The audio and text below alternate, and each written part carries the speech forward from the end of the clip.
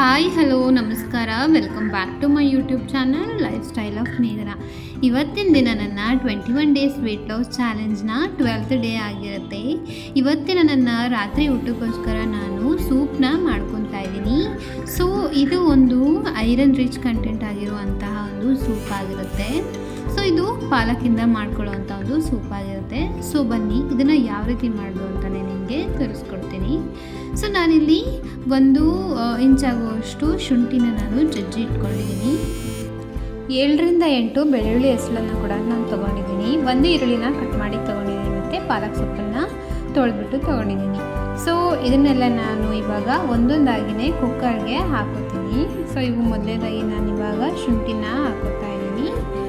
So ಶುಂಠಿ ನಾನು ಇಲ್ಲಿ ಜಜ್ಜಿ ಇಟ್ಕೊಂಡು ತೊಗೊಂಡಿದ್ದೀನಿ, ಯಾಕಂದರೆ ಇದು ಗ್ರೈಂಡ್ ಮಾಡುವಾಗ ಸ್ವಲ್ಪ ಈಸಿ ಆಗುತ್ತೆ ನನಗೆ ಗ್ರೈಂಡ್ ಮಾಡ್ಕೊಳ್ಳೋದಕ್ಕೆ ಅಂತ ಹೇಳಿ. ಇವಾಗ ನಾನು ಬೆಳ್ಳುಳ್ಳಿನ ಕೂಡ ಹಾಕೋತಾ ಇದ್ದೀನಿ. ಸೊ ಇದನ್ನೆಲ್ಲ ಒಂದೊಂದಾಗಿಯೇ ನಾನು ಈ ಕುಕ್ಕರ್ಗೆ ಸೇರಿಸ್ಕೊತೀನಿ. ಇವಾಗ ನೆಕ್ಸ್ಟ್ ಬಂದು ನಾನಿವಾಗ ಈರುಳ್ಳಿ ಕಟ್ ಮಾಡಿ ಇಟ್ಕೊಂಡಿದ್ನಲ್ಲ, ಈರುಳ್ಳಿನ ಹಾಕ್ಕೊತೀನಿ. ನೆಕ್ಸ್ಟು ಇವಾಗ ನಾನು ಸೊಪ್ಪನ್ನು ನಾನು ತೊಳೆದಿಟ್ಟಿದ್ದೆ. ಸೊ ಆ ಸೊಪ್ಪನ್ನ ಕೂಡ ನಾನಿಲ್ಲಿ ಹಾಕೋತಾ ಇದ್ದೀನಿ. ಸೊ ಇಷ್ಟನ್ನೆಲ್ಲ ಹಾಕೊಂಡ್ಬಿಟ್ಟು ನಾವು ಇದಕ್ಕೆ ಎಷ್ಟು ಬೇಕಾಗುತ್ತೋ ಅಷ್ಟು ನೀರನ್ನು ಸೇರಿಸ್ಕೊಂಡ್ಬಿಟ್ಟು ಇದನ್ನು ನಾನಿವಾಗ ಕುಕ್ಕರ್ ಲಿಡ್ ಕ್ಲೋಸ್ ಮಾಡಿಬಿಟ್ಟು ಒಲೆ ಮೇಲೆ ಇಟ್ಕೊಂಡ್ಬಿಟ್ಟು 1ರಿಂದ 3 ಆಗೋಷ್ಟು ವಿಷಲ್ನ ನಾನು ತೊಗೊತೀನಿ.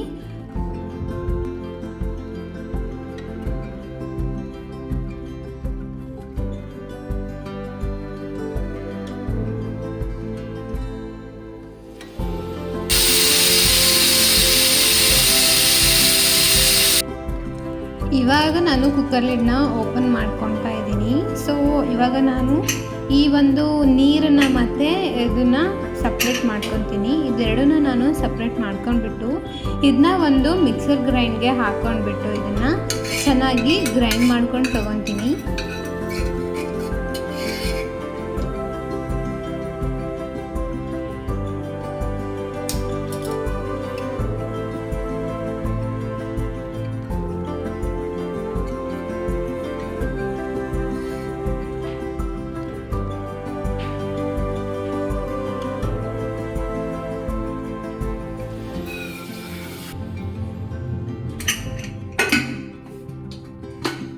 ಸೊ ನೋಡಿ, ಈ ರೀತಿಯಾಗಿ ಗ್ರೈಂಡ್ ಮಾಡಿಕೊಂಡ್ರೆ ಸಾಕು.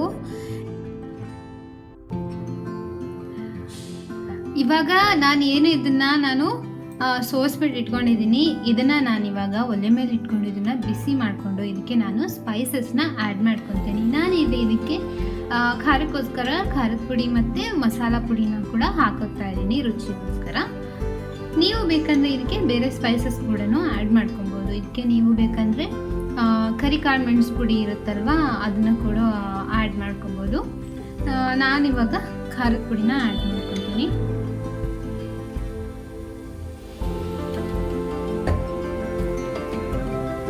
ನಾನು ಇಲ್ಲಿ ಸ್ವಲ್ಪ ಕ್ವಾಂಟಿಟಿನ ತುಂಬ ಕಡಿಮೆ ಮಾಡ್ಕೊತಾ ಇದ್ದೀನಿ.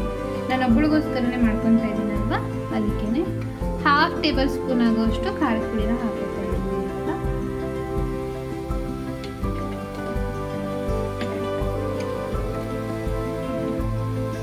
ಒಂದು 1/4 ಟೇಬಲ್ ಸ್ಪೂನ್ ಆಗೋಷ್ಟು ಸಾಂಬಾರ್ ಪುಡಿನ ಕೂಡ ಹಾಕೋತಾ ಇದ್ದೀನಿ. ಮಸಾಲ ಪುಡಿ ಇರುತ್ತಲ್ವ, ಅದನ್ನ ಹಾಕೋತಾ ಇದ್ದೀನಿ. ಇದಕ್ಕೆ ಇವಾಗ ನಾನು ರುಚಿಗೆ ತಕ್ಕಷ್ಟು ಉಪ್ಪನ್ನ ಸೇರಿಸ್ಕೊಂಡ್ರೆ ಇದು ರೆಡಿ ಆಗುತ್ತೆ. ಸ್ವಲ್ಪ ಕುಗ್ಬಿಟ್ರೆ ರೆಡಿ ಆಗುತ್ತೆ. ನೋಡಿ, ನಾನು ದಪ್ಪ ಉಪ್ಪು ಹಾಕೋತಾ ಇದ್ದೀನಿ. ಉಪ್ಪನ್ನ ನೋಡ್ಕೊಂಡು ಹಾಕೊಳ್ಳಿ.